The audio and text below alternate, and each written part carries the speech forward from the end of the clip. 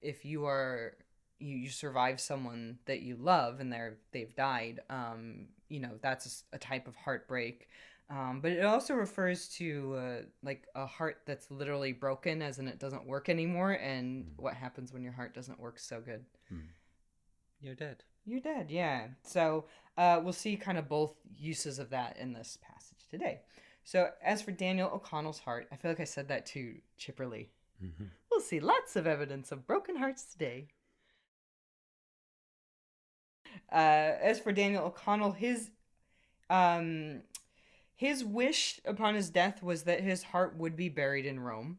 There's an inscription inside his current tomb beneath the Round Tower that says, "My body to Ireland, my soul to heaven, and my heart to Rome." And his heart indeed was removed per his last wishes and buried in Rome, Mm. and his body is in Ireland. Soul to heaven, I can't speak to that, Mm. but yeah, that's Daniel O'Connell. All right, Dermot, go ahead and read the next passage, please. Her grave is over there, Jack, Mr. Dedalus said. I'll soon be stretched beside her. Let him take me whenever he likes.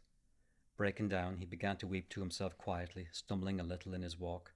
Mr. Power took his arm. She's better where she is, he said kindly. I suppose so, Mr. Dedalus said with a weak gasp.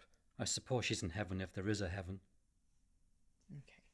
And so, what do you take away from that? So, impression you have of Simon Dedalus is that he's a hard man, but his wife clearly not that long dead. Because Stephen's still carrying all the trauma as well from that. So we see him crying, so he's like clearly moved. He's not like clearly like he loved her. Like Yep. he wouldn't be breaking down in the graveyard. Yeah. So Yeah. And if the Daedalus's grave is in the same location as the Joyce's, it's not all that far from the O'Connell Tower. right. So I think a lot of his hardness is meant to be, a shield for his grief. Yeah. Yeah. And as the novel goes on, we'll see like he's unraveling in more than one way.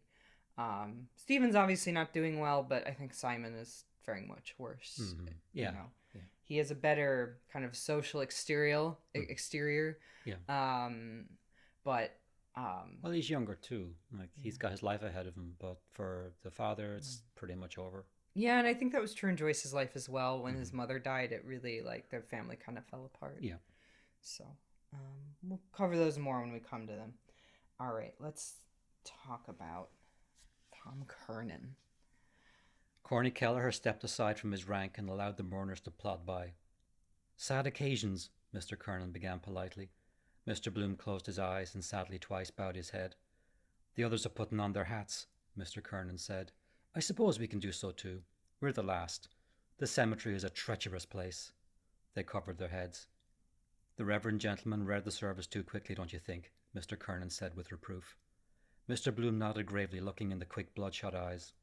Secret searching. Mason, I think. Not sure. Beside him again. We are the last. In the same boat. Hope he'll say something else.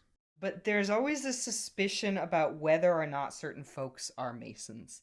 And I think the thing you said about Catholics being not really. I always remember hearing as a kid, if you were Catholic and you became a Freemason, you get excommunicated. Yeah, okay. I'm not. Yeah, I don't think they would go that far. But they were like enemies of Catholicism. Yeah. Yeah.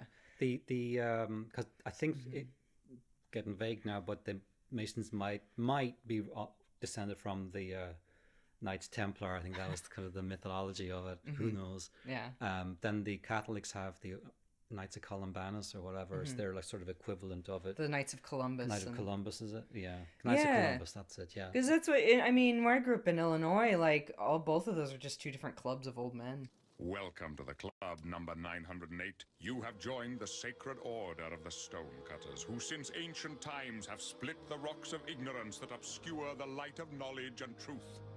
Now let's all get drunk and play ping pong. Yeah. Yeah. So who knows? Maybe the Knights of Columbus and the Freemasons are secretly in pitched battle in LaSalle, Illinois. 4 in the morning. Well, the Knights of Columbus have swords. They have swords and the hats.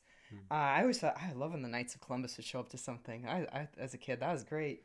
Um, anyway, Bloom. So here, Bloom is looking at Tom Kernan. I think, oh, I wonder if he's a Mason. He's got that, Mason look in his eye. Yeah. But it's really marking Tom Kernan as a non-Catholic, and people look at Bloom in the same way. And when we get to Lestragonians, there's where when Bloom is in Davy Burns, he kind of excuses himself to the little boys' room, and then Nosy Flynn and Davy Burns sit and talk about whether he's a Mason. Okay. And Bloom, so it's not clear to me whether or not Bloom is actually a Mason.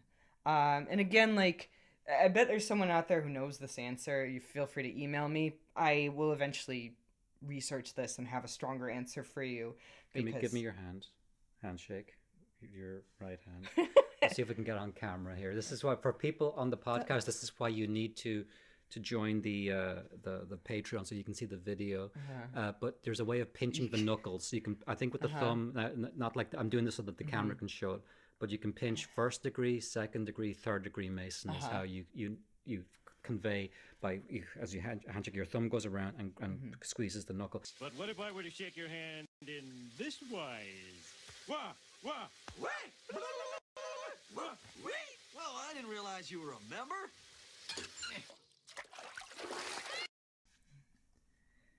Your heart, perhaps, but what price the fellow in the 6 feet by 2 with his toes to the daisies? No touching that. Seat of the affections, broken heart. A pump, after all, pumping thousands of gallons of blood every day. One fine day, it gets bunged up, and there you are. Lots of them lying around here. Lungs, hearts, livers. Old, rusty pumps. Damn the thing else. The resurrection and the life. Once you were dead, you're dead. That last day idea. Knocking them all up out of their graves. Come forth, Lazarus. And he came 5th and lost the job. Get up, last day. Then every fellow mousing around for his liver and his lights and the rest of his traps. Fine damn all of himself that morning. Pennyweight of powder in a skull. 12 grams 1 pennyweight. Troy measure. Okay, what do you think? Compose yourself and then give me your thoughts. So here's your heart imagery, right? Your correspondent organ, the heart. Yeah. This is Bloom's take on the heart. Yeah. Tom, I told you before, he should have gone to Los Angeles and worked for like the Rubber Hose cartoon and like Felix the Cat and all that stuff. Yeah. He would have loved it. And I think too, and this I think I kind of just imagine. I don't see it here in the text, but I imagine that the figure of Jesus could be a sacred heart. So there's one more little hidden heart imagery in my head canon.